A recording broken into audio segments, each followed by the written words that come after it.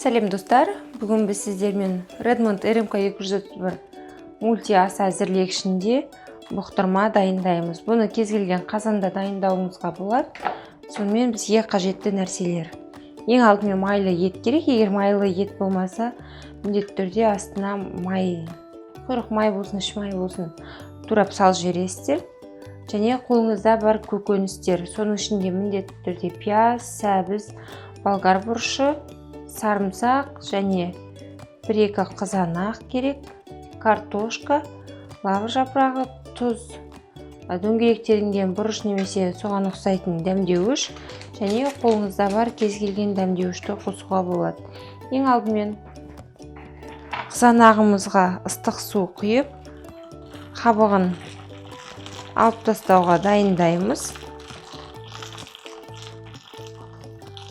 Кішкене қоя тұрамыз.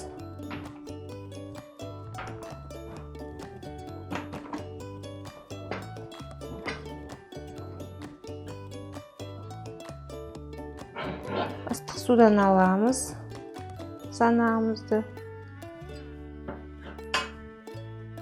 Міне кез келген жеріне пышақпен белгі салып, кесіп, әрі қарай қабығын ала береміз. Осылай қабығынан тазалап аламыз.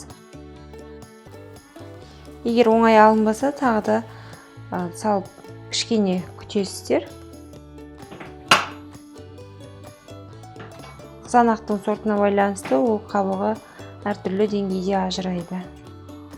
Малиновый деп жатамыз. Сол қызанақтардың сырты өте жеңіл алынады.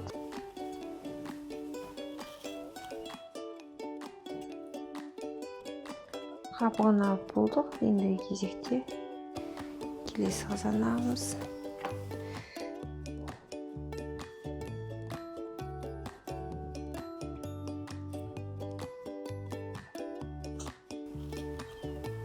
Қызанағымызды тазалап болдық.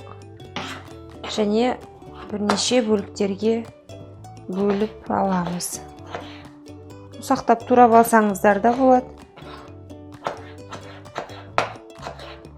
Өзіңізге қалай ыңғайлы, солай ұсақтап аласыз. Ұсақ болған сайын тамағыңыздың арасында піскен кезде көрінбейді.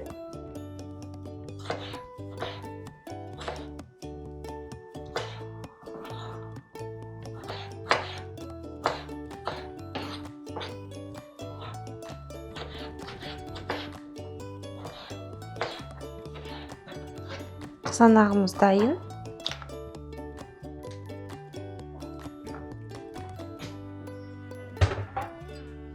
Ендігі кезекте мульти ас әзірлегішіміздің тостағанына майларды салып шығамыз, немесе майлы еттерімізді. Етті өте үлкен қылып қойсаңыздар болады.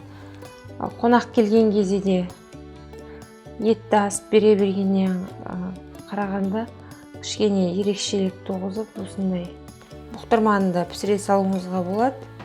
Жай күнделікті өмірде баласы барларға, кішкене баласы бар жас аналарға да өте пайдасы зор тамақ болады.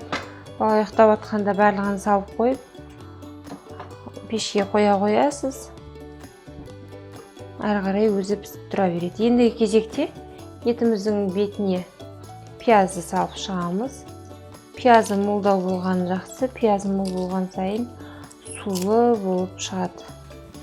Еттің бетін толық пиязбен жауып тұратындай етеміз. Бұдан кейін сәбізімізді саламыз келесі қабатқа.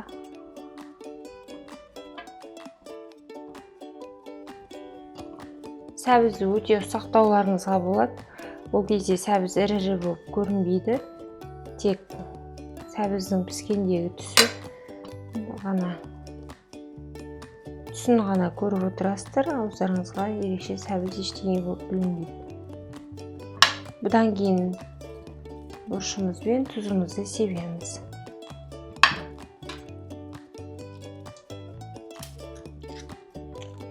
Лавр жапырағын қосамыз. Бұдан кейін болгар бұрышы келесі қабат. Болгар бұрышынан кейінгі қабат қызанағымыз.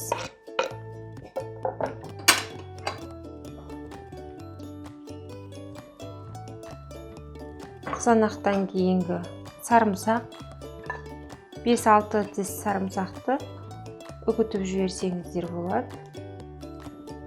Қаласаңыз ірі күйінде қосуға да болады. Ендігі кезекте картошкаларымызды аса ірі еместерін бітеу күйінде, аса іріректерін 2 немесе 3 бөлікке бөліп, бетіне жауып қойып шығамыз. Ешқандай қиындығы жоқ. Кез келген адамда бірінші дайындағаннан дайын болатын сияқты бұл тамақ. Аса бір қиындығы, қолым күйіп қалады, немесе тағы да басқа деген сияқты. Егер кішкентай қыздар болатын болса, енді үйреніп жүрген, аса бір қиындығы жоқ.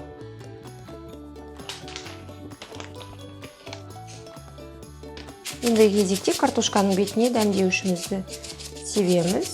Дәмдеушімізді салып болғаннан кейін міндетті түрде 2-3 сағат бұқтыратын болсаңыз, 1 бокал көлемінде су құйыңыз, 120-150 мл. Ал 1 сағат қана бұқтыратын болсаңыз, онда 80 грамм шамасында су жеткілікті. Сонымен бетін жабамыз. Іске қосу тетігі арқылы іске қосып аламыз. Бұл мультикухняның ерекшелігі, бұл жерде бізде дайын бағдарлама бар. 1 сағатқа арналған. Мейлінше ұзақ пісірген сайын дәмі кіре түседі.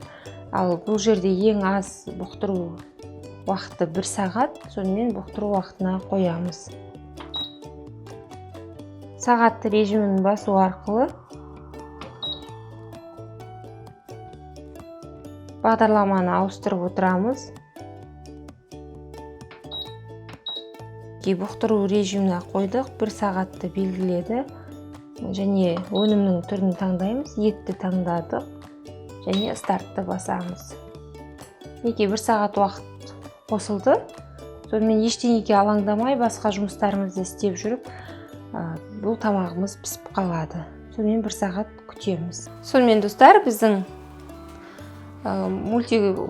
ас әзірлегішіміз уақыт белгісін берді. 5 минут өтіп кетті одан. Сонымен біз қазір ашып көреміз. Бұл бұрқыраған, сулы. Енді ыдысымызға салып аламыз. Егер көп кісіге арнаған болсаңыз, үлкен тәрелкеге салуыңызға болады. Ал жеке-жеке берем десеңіз де өте ыңғайлы. Ең бірінші картошкасын алып салып аламыз. Қозғамағандықтан картошкасы езілмейді ешқандай. Ірі күйінде саласыз. Және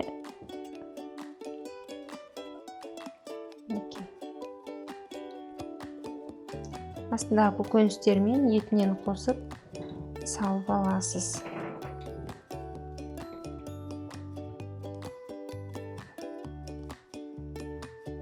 Ең бірінші иісі сыртқа шықпай піскен үшін бе, ашып қалған кезде осы тамақтың иісі бұрқ етеді.